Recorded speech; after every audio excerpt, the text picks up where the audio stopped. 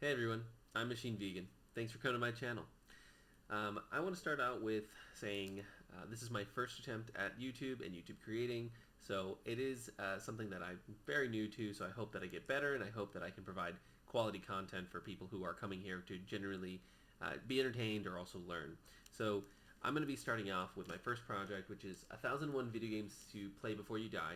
There's a number of different videos on YouTube that actually go through this book, review this book.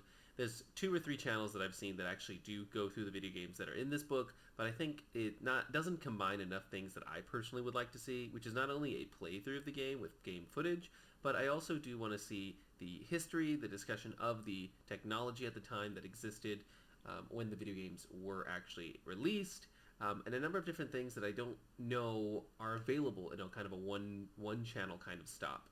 So I want to go in succession. There are a number of other channels that are available that don't go in succession, and for me personally, that does bother me. I'm not someone who likes to watch things out of succession, listen to podcasts out of succession. I like starting from day one to really get invested. So 1001 Video Games to Dies has the 1001 video games, like the title states, that you should play that are either historically significant or video game significant or technologically significant. And so I want to sprinkle those in one by one so that I can show you guys and discuss why, let's say the first one is the Oregon Trail, why that video game was so popular, was so important, what is it based on, what is the Oregon Trail, and I mean, it's not going to be necessarily a history lesson. I don't want it to be boring, although I don't find history boring. I mean, some people might find it dry, but I do want to provide the understanding and context that people who weren't around maybe at the time the Oregon Trail came out really aren't going to understand. So how do you capture that? Well, you try to give it as much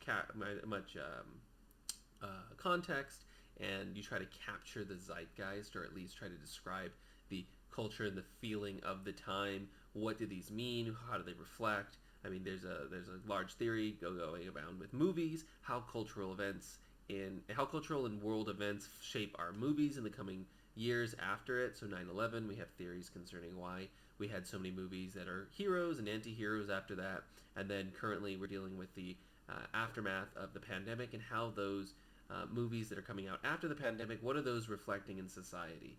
And so in this case, I want to discuss, right, each video game, what it means, not make it, not go too far, but what it means historically, culturally, and then what the technology to bring that video game to market was like. Again, there's a lot of videos that out there that do them kind of individually, haphazardly, and they do a great job. And I'm not dissing, saying that those videos aren't worth your time. They definitely are. I'm actually probably going to be pulling from those videos and providing a short essay on why these video games are important. I'm going to try to keep the videos short, maybe 10-15 minutes. If you guys want to see longer videos, half an hour, 45 minutes, or even an hour, I'm more than happy to do so, to provide video essays if you guys think that's going to be interesting.